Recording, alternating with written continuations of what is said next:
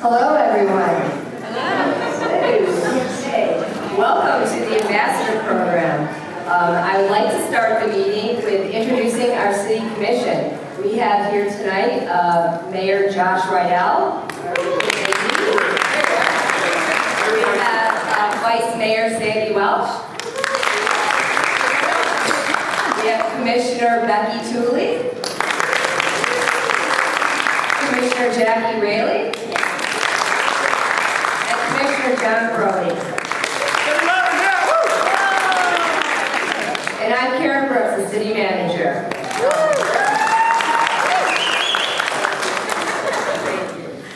As many of you may already know, we recently completed a 10-year strategic planning process called Vision 2030 that identified what is important to our community. Of the many things we've learned through the process is that you, our community, loves and wants to maintain that small town feel and the personal touch. I highlight that because that small town feel is part of what makes Coconut Creek so special and part of why we are here tonight. With all of the divisiveness we see around us and in the world, we know here in Coconut Creek we have a lot of common ground. We want to build a stronger community, a resilient community, one that is engaged, working together, neighbors helping neighbors, and addressing issues facing our city that impact us all. The Ambassador Program was created with the support of the Commission to facilitate community engagement about issues that are important to Coconut Creek and our residents and businesses.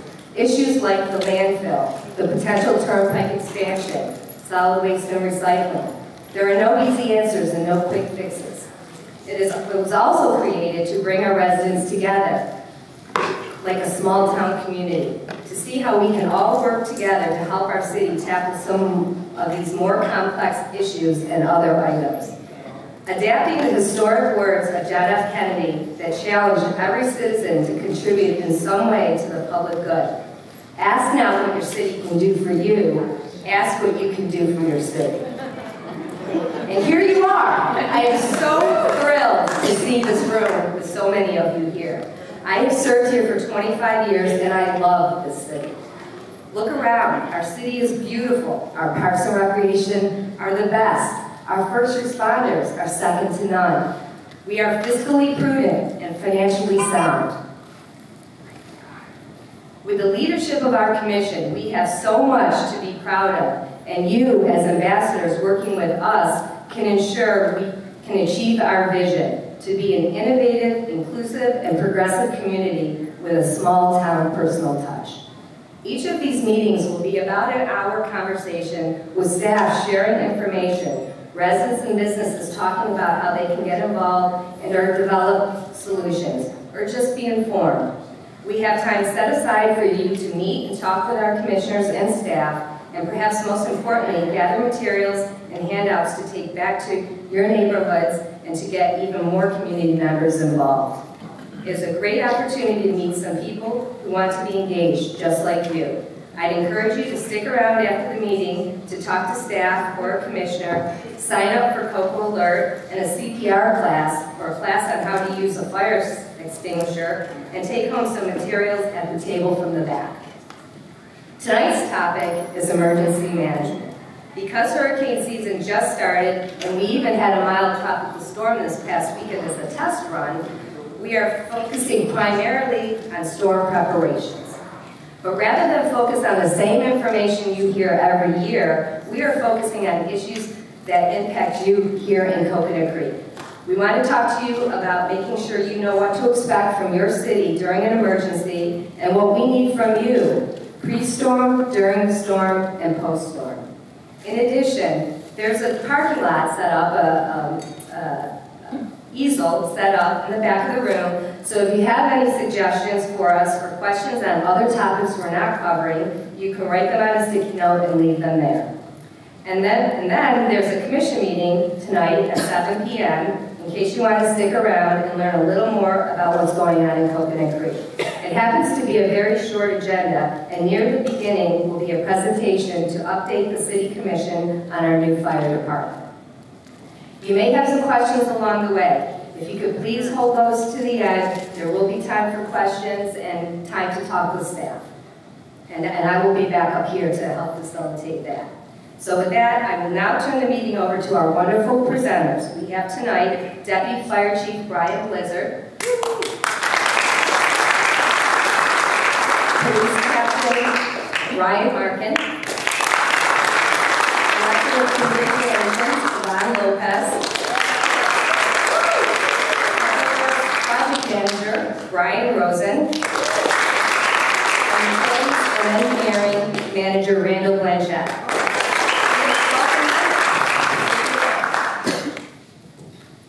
All right, so we're going to jump right in there. Hello, ambassadors. Hello. Welcome. So the first thing that we're going to talk about is what happens before the storm. What happens before the storm? What the city is doing. Well, I'm about to tell you, so are we. One of the first things that we do is that when weather threatens that's going to cause destruction to the city, and we're talking about a hurricane and so forth, one of the first things that we do is we activate our EOC. EOC stands for Emergency Operations Center. The Emergency Operations Center for the city is actually located adjacent to this building, and it houses many people, and it can house many people for several days, depending on how long the emergency may take. So what you can think of an EOC as, it's basically the hub. It's the hub for all of the activity that takes place to mitigate the emergency.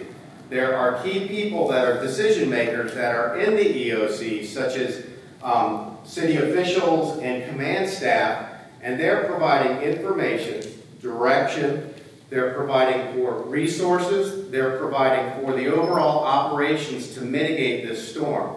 The EOC also serves as a conduit for getting additional supplies from the county EOC as well as the state. So if there's something that the city could not necessarily provide for during the emergency, we would contact through the county EOC, the state EOC, and they would send resources to help us. Before the storm, the police department has many responsibilities, but one of those responsibilities is getting our shelters open. We coordinate with the county, and we'll open 3 shelters in our city, but we're going to talk about shelters a little bit later in the presentation. Another thing that we also do is we get generators ready and we prep them for our traffic intersections. This way, when we lose power and intersections do go down, we make sure that we can get those traffic signals back up for your safety when you guys drive. And we also get generators ready for our lift stations. That's a great comment you just made about lift stations. Does anyone know what a lift station is? Well, it's part of our wastewater system, if you haven't known. And you want to make sure during a storm, before the storm, that when you flush, it's going to work, right? So we're going to make sure that we have generators at key locations throughout the city. We have over 50 of these lift stations throughout the city. And we want to make sure that the power goes out. That wastewater system will keep flushing from the city standpoint. We also have staff going around the entire city, checking the city's stormwater system. We go throughout all the public roads, we inspect the inlets, that's where the water goes down. We vacuum all the garbage out of there, if there's any garbage, we vacuum the leaves out of there. We want to make sure that our stormwater system is completely ready for the oncoming storm. In addition, our staff is in contact with COCOMAR. Does anyone know what COCOMAR is? The Water Management District. That's the entity that has jurisdiction over all the canals in the city, well, most of them, other than the South Florida Water Management District. And they make sure they lower the canals so that when the rainwater comes, the rain has somewhere to go. Why does that matter? Because in general, almost all the stormwater systems in the city go into lakes and canals, and those canals need to be lowered to collect all that rainwater. So just like you would secure your home for a storm, we have to secure the city facilities. Buildings such as this and others throughout the city, as well as the parks. We have public works crews that go around and shutter up the windows, check the parks to make sure there's no potential debris that could fly around, and basically make sure everything is tightened and we're able to protect the facilities. Secondly, we have active contracts with professional debris removal companies, and we go ahead and activate those contracts and get them on board so they have a crew here on standby with us. And then finally, with the help of the building department, we go throughout the city, and if there's any active construction sites that are out there, we make sure that they secure and batten down everything, and that there's no potential hazards with things flying around and causing damage. Secondly, our community bus service This does continue operation up until when the wind speeds reach 35 miles per hour. At that point, we would cease operations and bring the buses in because it's not safe to have them out there. Good evening, ambassadors. It's so nice to see so many familiar faces from the Citizens Academy. Welcome again, welcome, welcome, welcome. So on the community relations side, our role is to keep you informed. So what we do before the storm is to prepare all of our postings on social media, on the city's website. We start filming videos with the mayor for mayor's messages. We get those banners, you see all those banners on the street? That's part of community relations. So we go out to make sure that those are taken down so that if there's a wind event, that no one is getting hurt from those banners coming down. Also working with staff and preparing fact sheets so that when anybody calls on our hotline, we are all on the same page and we're all saying the same thing to our community. So that's what's happening on our side. But on your side, this is what you should be doing. Who here is familiar with our social media platforms? Facebook, Twitter, Instagram. Is everybody signed up? Okay, that's awesome. How about Cocogram? Who's on Cocogram? Okay, if you're not familiar with Cocogram, it is our e-newsletter. It goes out once a week. And that keeps you up to date as far as what's happening. How about Coco Alert? Anybody signed up for Coco Alert? That's awesome, that's awesome. So Coco Alert is a system where we actually send you either a text message, a phone message, or an email. So we don't have all these opportunities in the back for you to sign up. If you haven't signed up, we have flyers. But what's most important is that we want you to have the information as early as possible and for you to actually share the information in your neighborhood, okay? So take some flyers, share with your neighbors, okay? Thank you. Great information. So we're still talking about what you should be doing before the storm. Do we have any business owners in the house tonight? Do we have any business owners in the house tonight? Okay. I'm sure many of you may know business owners, so this information may be good for them. As an ambassador, you can carry this information to them because it's very important. But businesses need to test their generators, especially those that provide critical functions for either the citizens or the residents. And we're talking about medical facilities, nursing homes, restaurants, gas stations. They need to be testing their generators. They need to be doing this frequently and making sure that they are serviced, because the time to find out that the generator does not work is not after the storm. So you want to make sure that they're functioning. One of the many calls that fire rescue responds to during an emergency, especially a weather event, is a false alarm, a fire alarm that's false. And that's typically because there's issues with the fire alarm panel or the fire alarm sensors or anything that's involved with the fire alarm. So I encourage you to talk with your business owners to make sure that they've got their fire alarms serviced and that they are ready to go and that they are tested regularly.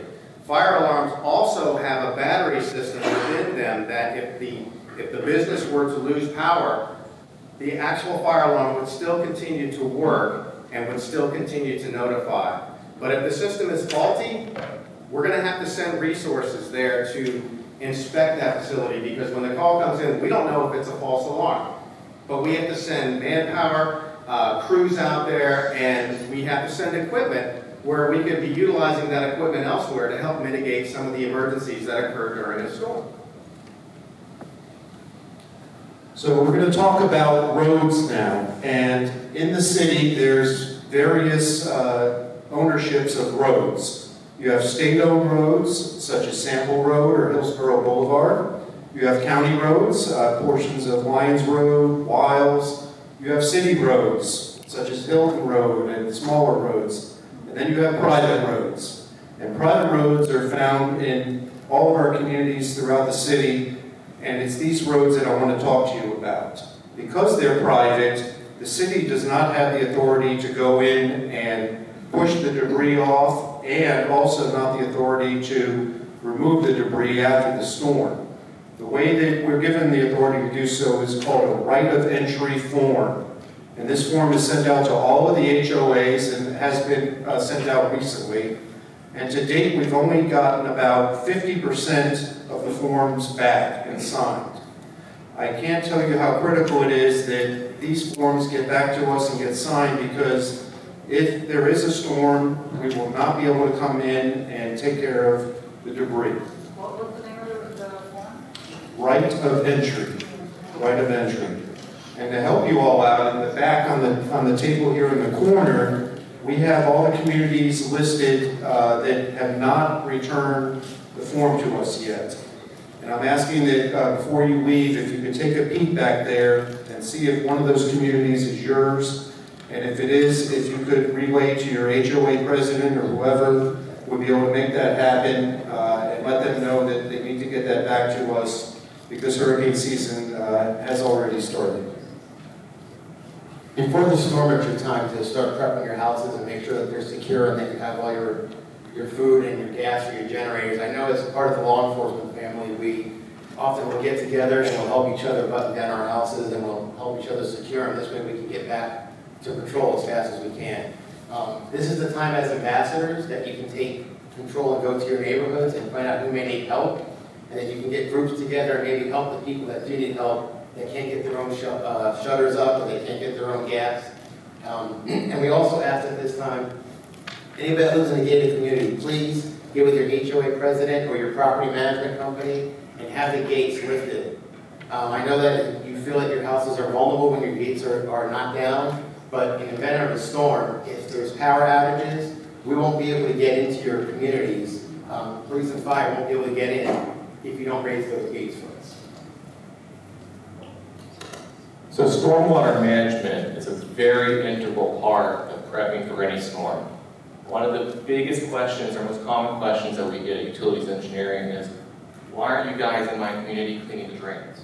Well, part of the reason is we're not allowed. We can't use public funds to clean private drainage systems. So do any of you live in a gated community? HOAs?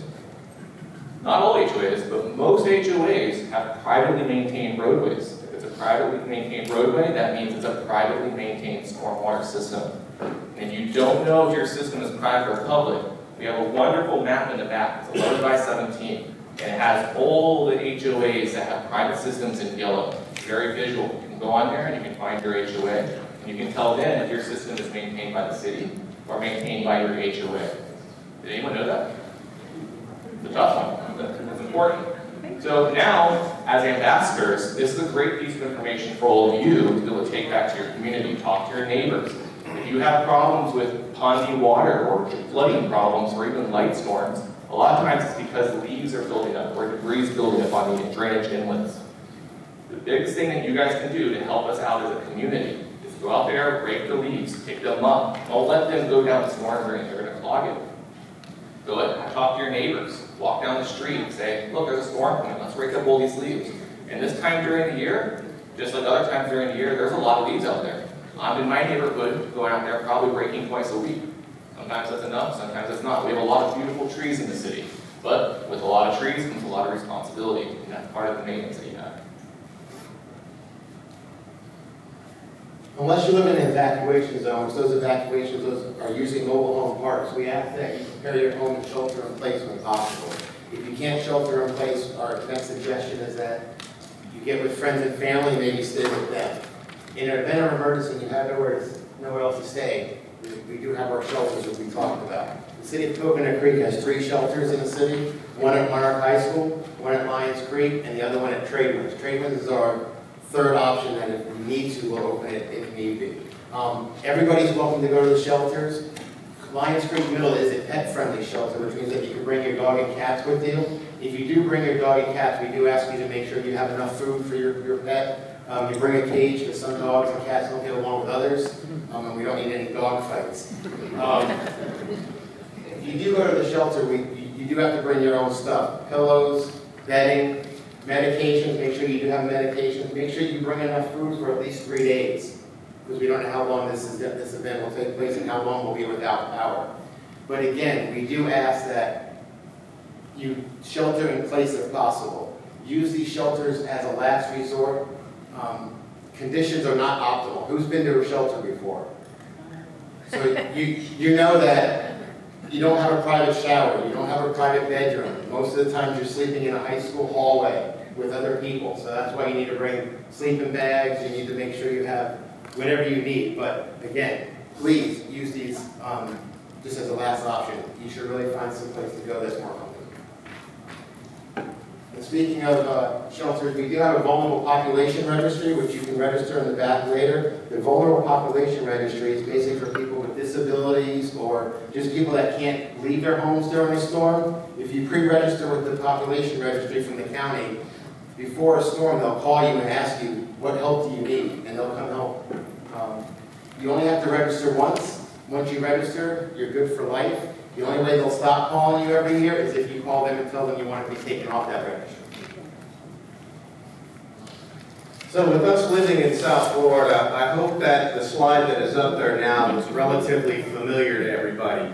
If it does not, Mindy in the back, wave, say hello. She has got this printed out for you so you can take it home. Because there's a lot of information on it, but it's very important information. And I'm just going to breeze over this real quick. So a hurricane at-home preparedness kit is an absolute must if you live in South Florida. You want to make sure that you've got plenty of food and water. Make sure you've got clean clothes and daily use items are readily accessible.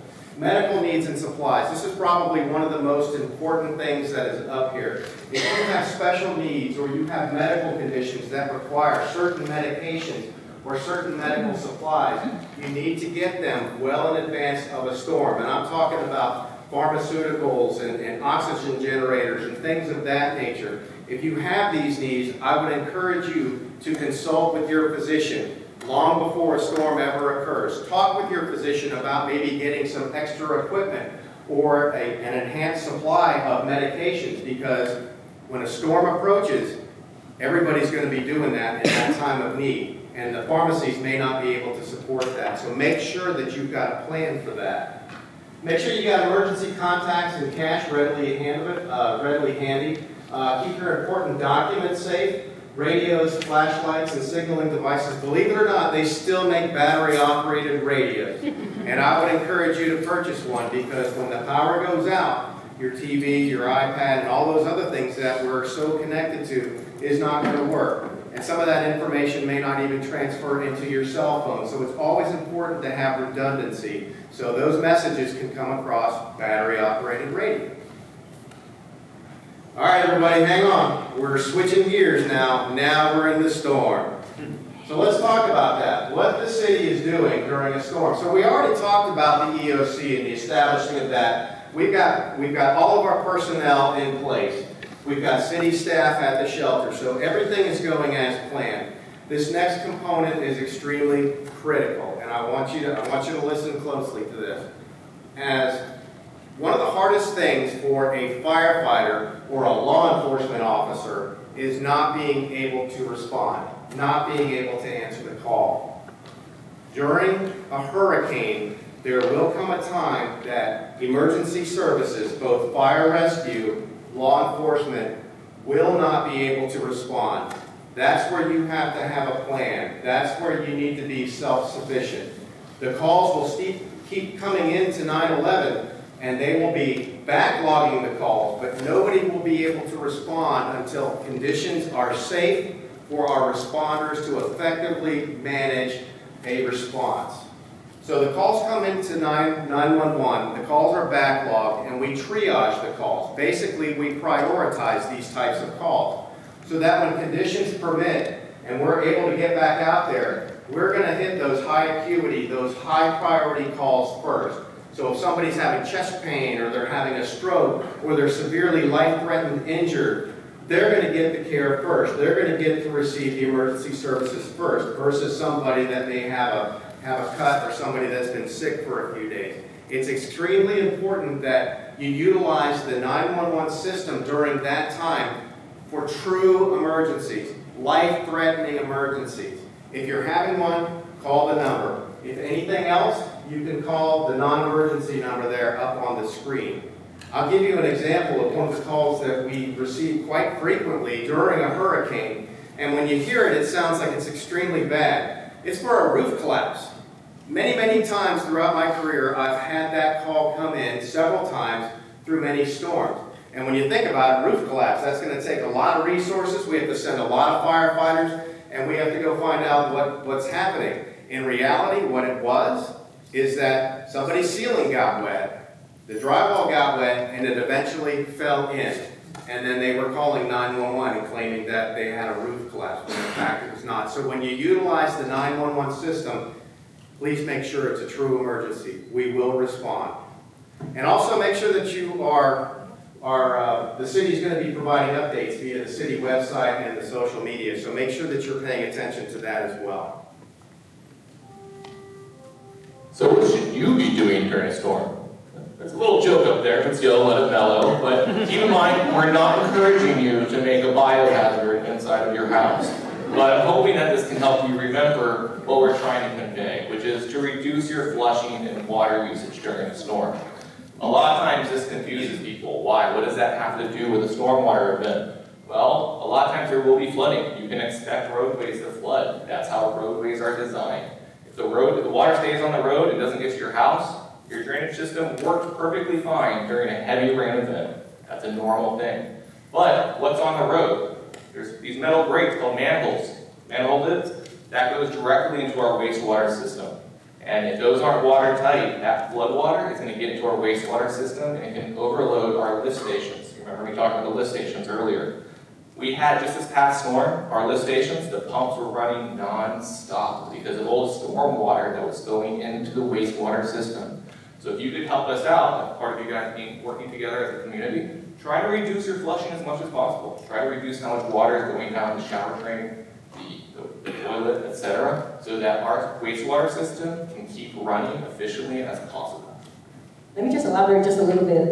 Brian's mentioned that we were in the EOC building. So we will have access to our computers, and we'll have access to post information on social media and update the city's website. So as we're doing that, please, if you need city information specifically, come to the source. So please do follow City of Coconut Creek, coconutcreek.net on the website and all of our social media platforms, because we do send out a lot of messages. We will be sending out cocograms, probably multiple, a day. We probably will send out multiple messages from the mayor via Coco Alert. So please, as we're doing that during the storm, if you have access to social media and have electricity, please follow us during that time.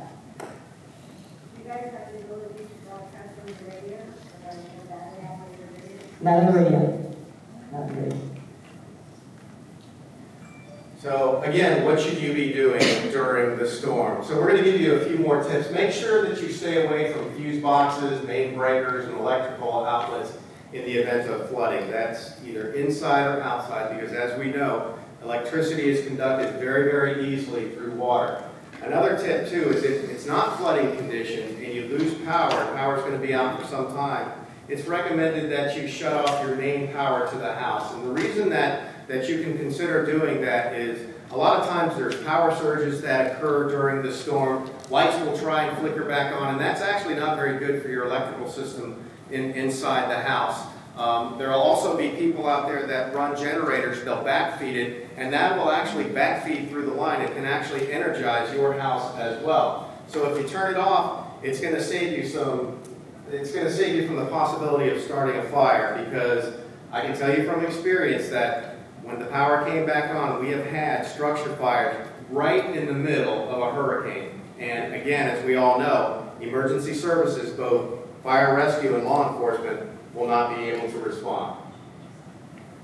Some other quick tips for you. Just remember, stay inside, stay in a secure location, resist the urge to go outside and look around. I know it's difficult, but stay inside. If you've got leaks, you've got towels that you can place on your windowsills and on the bottom of your doors and so forth, and put valuables up on tabletops. These are things that you should certainly know about, but stay inside. Don't go outside. If all of a sudden the weather turns fantastic and it looks like a day that you could go fishing, stay inside. That's a warning, because that means you are in the eye of the storm. And if you go outside and you start venturing around, as quickly as the weather got nice, it's going to get bad again, and that may keep you from going back inside to your safe structure. Another concern is not just the hurricane itself, tornadoes. Tornadoes are an extreme threat. They can occur at any time without warning. Flashlights. We encourage the use of flashlights and LEDs. Candles are great, for creating a very nice atmosphere and the lighting and everything when the power's out, and some of them even smell good. However, open flame starts fire. So we do not recommend that you utilize candles. Use a flashlight or some other form of an LED lighting system. The LED lighting system actually will produce more light than a candle. The battery systems in them will make them last longer in certain instances than a candle. And, you know, they look something like this. This is something that we're looking for. In fact, because you are all here today, after the presentation, every one of you are going to be getting one of these, and if you will see Mindy in the back. Yeah, very cool, very cool. Just real quick too, just remember, only use the phone for emergencies. We talked about that before, but you don't want to tie up the phone systems. And here's something that's kind of important too. Have a plan when you're going into your refrigerator or your freezer. Know what you're going to get so you can conserve the cold air that's inside of here. Without power, it's only going to stay cold for so long. Now we move beyond the storm. Now we are talking about after the storm. So we're moving into the next phase. So what the city is doing, that's a great question. What is the city doing, Ryan? What the city does is, as we talked about, police and fire are going to come out. We're going to start handling those triage calls that we talked about, the 911 calls. Fire will handle all the medical calls. Police are going to come out and handle all the other calls. That's the easiest. We're going to also start patrolling those businesses that may be damaged, and we're going to make sure that there's no looters, stuff like that. We're going to contact those business owners and let them know that there is damage. They're going to have to come out and secure up those businesses, but we'll watch them until they do. Also, police are going to give escorts to any of the utility workers, FPNL, anybody else that has to come out there and start fixing power so that we can get power back to everybody's house and we can all get back to normal. So the city,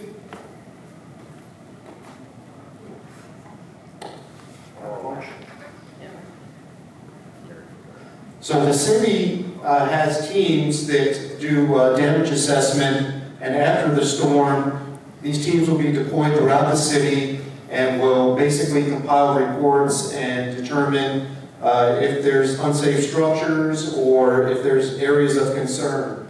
But the number one priority, and this is a combination of Public Works and Utilities and Engineering working together, is to conduct what's called a push. And that basically is we're pushing all the debris that's over the roadways to the side so that first off that emergency vehicles are able to pass, and then secondly so that when the time comes that the public will be able to use the roads. This is the number one effort in the beginning, and then after everything is cleared on the side of the road, then the actual debris removal operation kickstarts, and that can be a long process, but that's how we get things back to normal for everyone. Overall, there's a cleanup that goes on throughout the city. We unshutter all the buildings, we go to all the parks and make sure that they're safe, and it's just a huge effort through the entire city to get everything back up and running and to be able to reopen facilities such as City Hall. And to help get the city back and running, the utilities and engineering staff go out immediately after the storm. Like we said before, our staff is waiting at our building. So the moment that the wind dies down, the lightning stops, and conditions are safe, we're going to have staff out on the streets with a giant Vector truck. Have you guys seen the Vector trucks out there? It's a giant vacuum truck, big old basin on the back of it. They're going out there and they're going to start pumping down drains on city streets, city-owned drainage systems. Is they want to make sure that that water has a clear route to the canals and lakes. And that's another important thing. Everyone should know.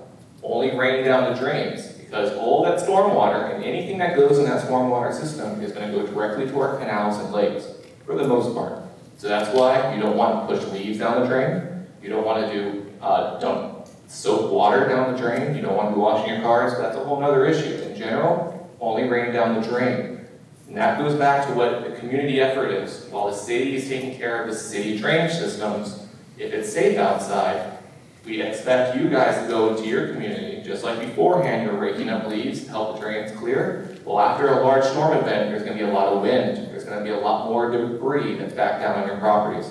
So if it's safe outside and you're a capable body, go and help your neighbors. Find a couple other neighbors that are capable. Go out there and try to check if there's anything blocking the drainage inlets. If you can do that, it's going to make sure that the water can go down as quickly as possible. But you still need to keep in mind that water probably won't go down very quickly. The canals are going to be very high, the lakes are going to be very high. It could take anywhere from 24 to 72 hours for all that rainwater to go down the storm drain, get into the canals, and flush its way down the large canal systems in South Florida. So expect it to take a while. Allow that rainwater to recede. It's going to create a lot of unsafe conditions, and that's why we tell you guys to stay inside as much as possible. And keep in mind, because all that storm water that's out there, if you could, please continue to reduce your flushing and water usage for a couple days. That helps our system, our wastewater system, to be able to keep pumping so that you still have the utility service that you expect from a great system. We know that after a storm, the first thing that you guys want to do is get out of your house. But we recommend that if you do get out of the house, you at least stay out of puddles or any standing water. You don't know what's in the water, you don't know if there's any down power lines, you don't know if there's any debris or anything that's going to harm you. But if you do go outside, like we said, stay out of those areas. Now, if you do have down power lines, we, as a law enforcement and as fire, if we see anything down, we're going to stand by, we're going to call FPNL, we're going to make sure it's safe. But we're usually not in the back of your house. So if you see anything in the back of your house, any lines that are down, by all means, please call us so we can come out there and help you. We also ask that if you do come outside, don't drive, unless it's an extreme emergency. An emergency being that you have to go help a family member, or you have to go, God forbid, go to the hospital, or something like that. We understand. But the less cars on the road, the better. We already talked about there's no traffic signals, there's no power. It's just not safe for you. When traffic lights are not working, and if you do go out, you do not have to call us and say, hey, this light's down, this light's down, this light's down. We're out there looking. And like we talked about earlier, we do have generators. One of our first priorities is getting the generators up and running. This way we can get power back to the intersections to make it safe. And the reason we're asking you not to call us is not because we don't want to talk to you, but it's because we all know cell phones, we're going to jam up the signals, and then when people do need to call us for 911, they're not going to be able to get through. So let's touch a little bit on generators. How many of you all out there have a portable generator? Probably a lot, yeah, absolutely. So we all know that a generator produces carbon monoxide, which is a dangerous, colorless, odorless gas. And if you breathe it in, and you breathe in enough of it, basically you're going to suffocate. And it's a very quiet, silent, fatal incident. And we don't want anything to happen to you all. So this is very important information.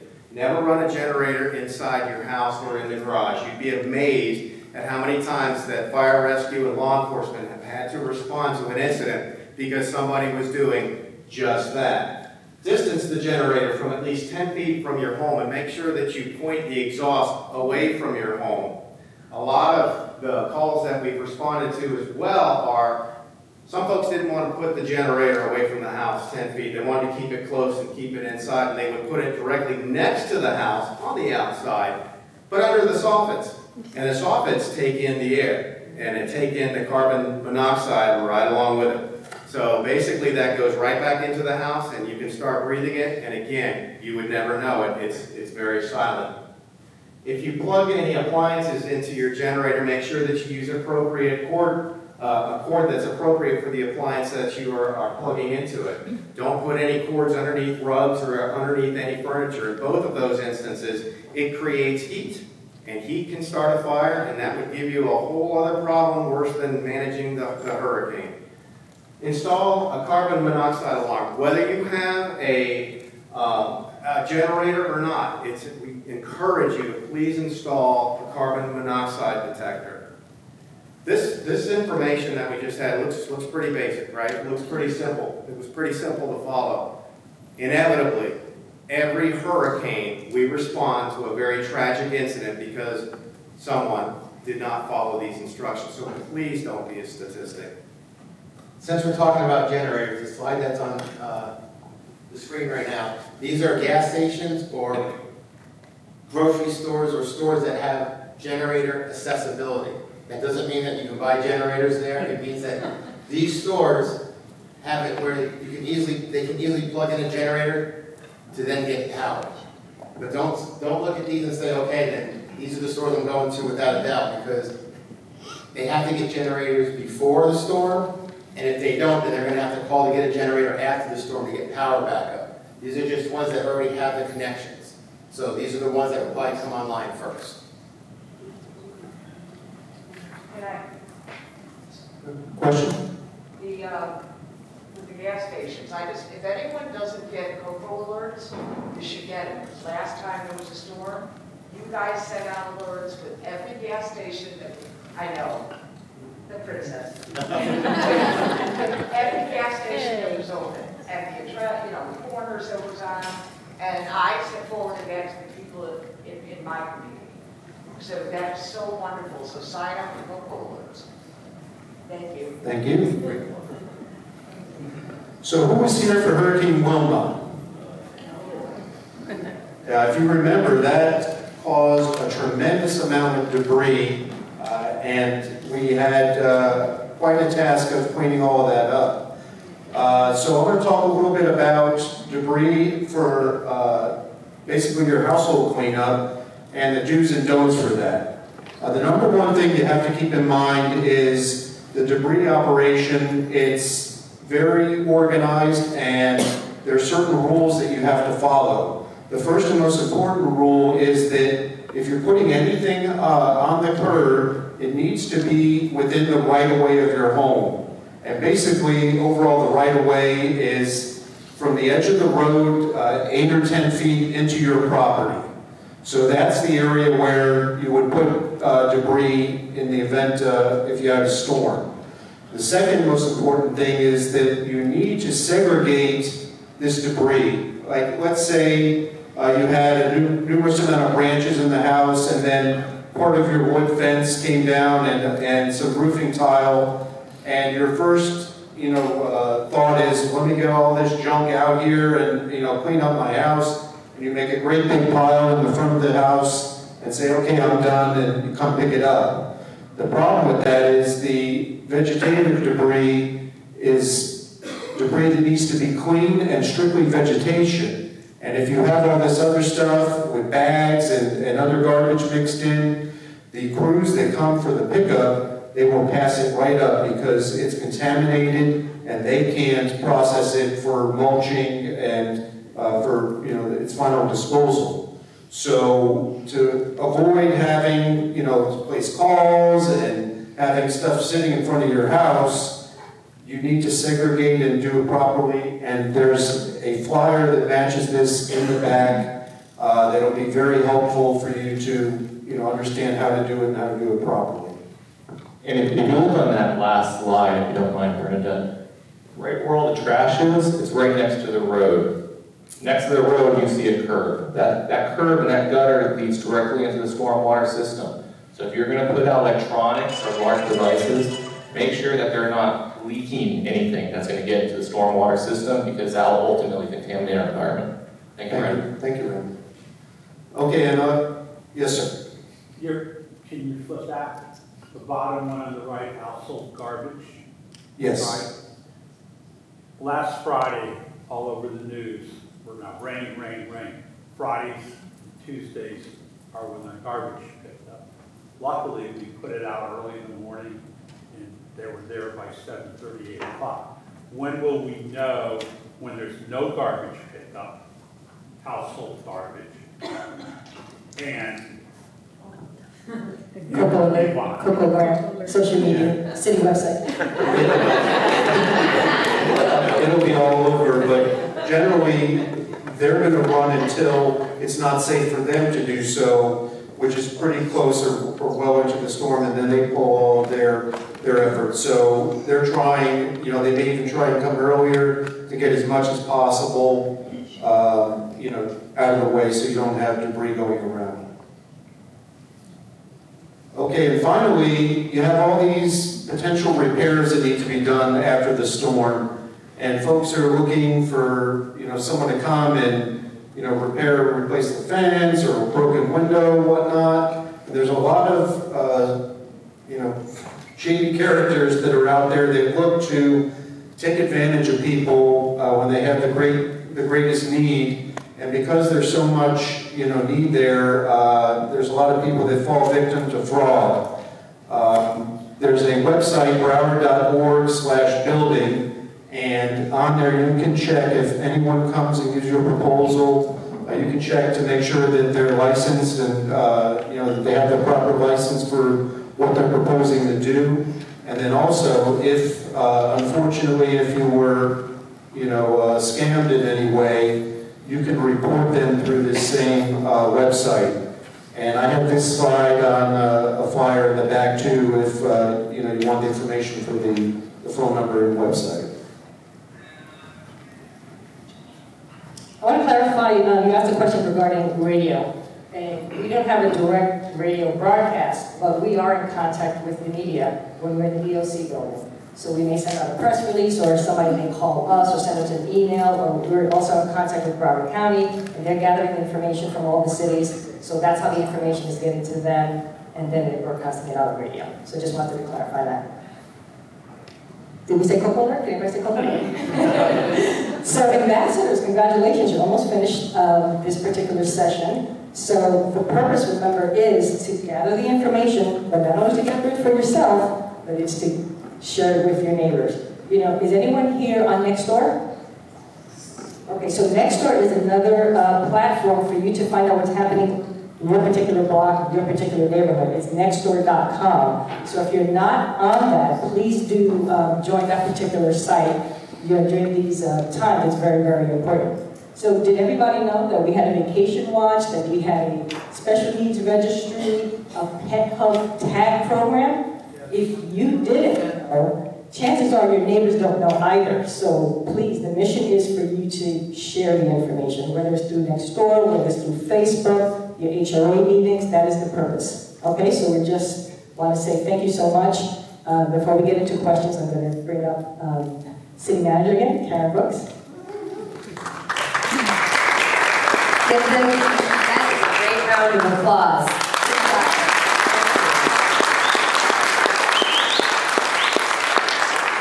We really appreciate you coming tonight, and I hope to see you at future meetings as well.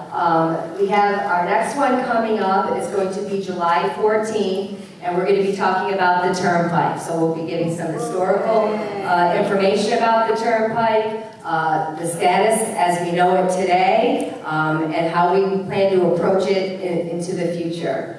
And then in September, we're going to be doing more of a fun one, the history of Coconut Creek. Coconut Creek is 55 years old this year, and we've come a long way. And I'm so happy and proud to have been part of it for the last 25 years. And so we'll talk about where we've been, where we've come from, and where we're at, and where we're headed. So we hope to see you there as well. And so as we wrap this up, we're going to open it up to questions. We do have time for questions, and afterwards, again, please feel free to stick around, speak with our commissioners, speak with staff. I invite you again to attend the commission meeting, hear the update on our fire department, and thank you all. So, anybody have any questions? Go ahead. I have two comments. One, when they lower our canals, which they just did, sometimes they lower them so drastically that it's ugly. One summer we had a drain. They lowered it because below the drain pipe we had that ugly drain pipe sticking out all summer. Okay, so the question is, sometimes when we lower the canals, it seems like we lower it a lot. How would you respond? Thank you for that comment. Yes, the Kokomar Water Management District works in conjunction with the South Florida Water Management District. They lower canals based on anticipated rain duration and density. And everyone knows when you watch the Weather Channel, it's just a guess. So they're taking the best data they have, and they're planning as much as possible to make sure that their main priority, which is to ensure that properties don't flood, is taken care of as much as possible. Unfortunately, that causes the canals that have erosion around them to look like they're a lot lower than they should be. That's one of the consequences of being prepared, though, for heavy storms. I have another comment. After the storm, there was no mention about CERT. Anything with CERT?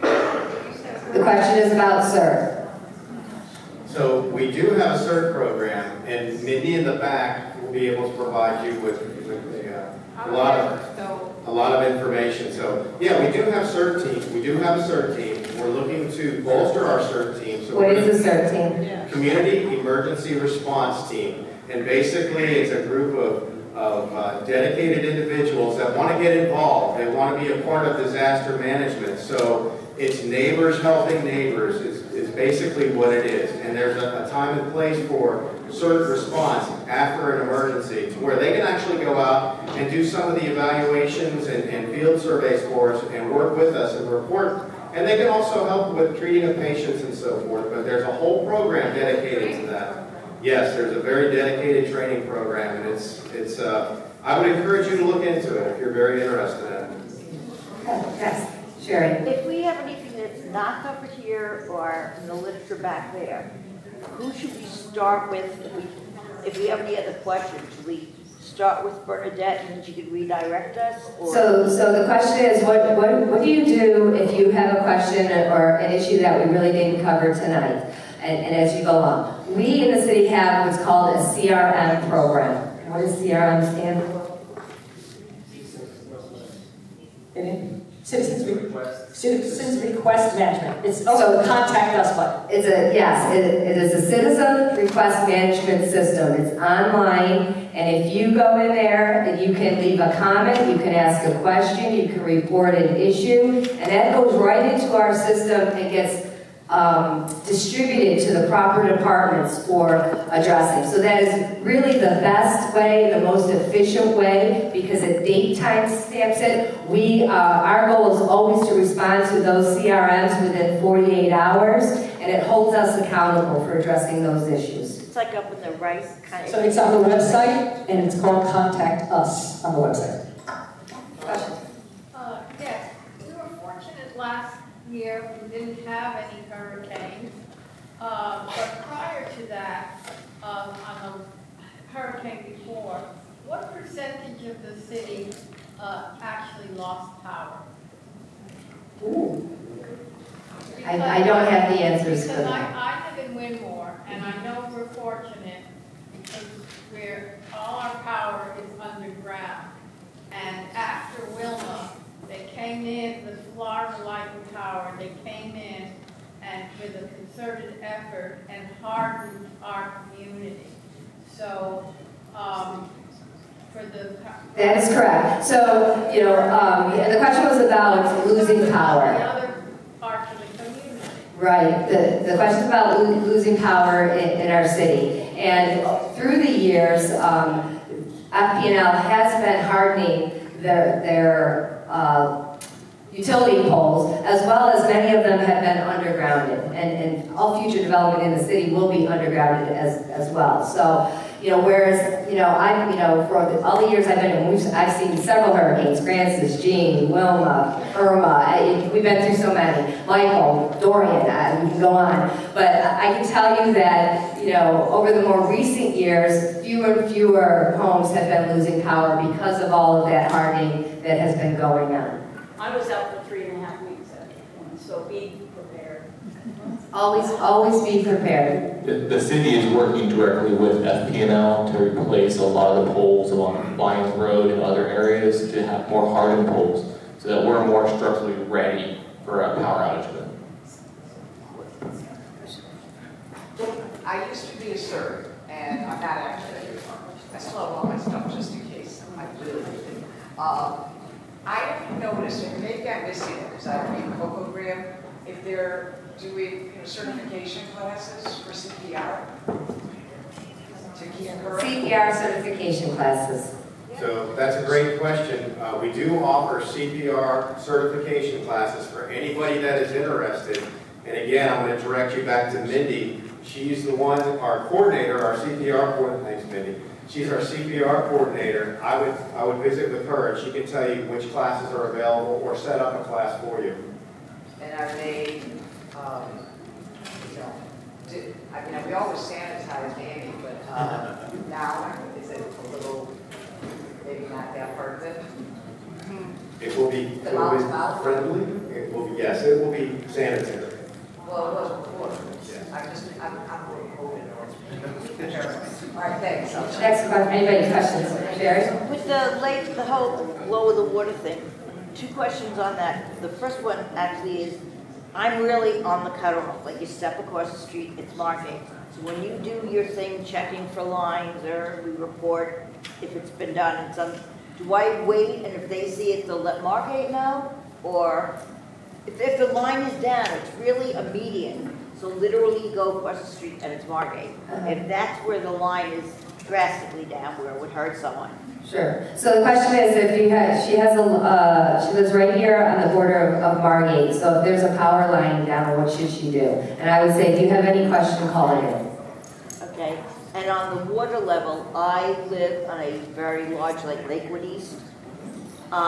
Somebody said where it goes under the road to Banks, it goes to a canal. I don't know, we've always had problems lowering it. We contact the HOA, they don't know what's going on, or it's not our concern or whatever. And it comes, as you would imagine, up the yards in the back. Okay. So you don't regulate a lake, or is it true that it goes under Banks into a canal, or? So drainage in Lakewood East. Lakewood East, every community is a unique situation. So Lakewood East is an older part of the city that was annexed. And back in the day, that lake was never connected to the canal network. So that lake doesn't have access to drain and overflow into the canal that's managed by Cocoa Pond. So how does it get lowered? Or is it like, oh well, kind of, I mean? Ultimately, the water does percolate into the ground and go back to normal levels. Any other questions? Okay, so, one more? What did I miss? Oh, go ahead. Just a clarification. So the special needs registry that is established as a great registry, of the 3 schools, are any of them considered special needs? So we have a vulnerable registry, vulnerable population registry, which is, you know, for those who have needs. I can speak on that. There is also a special needs registry that we will sign you up for in the back if you want to. And all the shelters are special needs shelters. So that there's nothing. That's your question? Well, shelter, all of them have access to oxygen and everything? They're all capable of special needs shelters, yes. The only reason I mention that is because I ran a special needs shelter for a number of years, and it was very specific to the clientele that could come into the school. So I'm just trying to make clarification so that we can assist our constituents. Also, on one of our handouts, if you grab the shelter handout, it has a website that there's 33 shelters listed, and it tells you everything about all of them. So you can find out. Are any of the special needs live with animals? Special needs, Like I said, the Lions Creek shelter is pet friendly. and special needs. Okay, Special needs, they're they both. double check, so if we're not sure, sign up, and then you'll call if we still need it. Okay. So we'll wrap it up here, and we're available for any questions and to chat. Thank you for being an ambassador for Coconut Creek. You know, you can see up on the screen, just a final comment that, you know, what we ask as ambassadors is to listen to staff and the information that we're providing. Participate by thinking about how information we're giving you impacts you, your neighbors, the city as a whole. Please share and offer up feedback and input, what we can do to be better and how we can help. And then share that with your neighbors and your friends in the community. So thank you all for coming.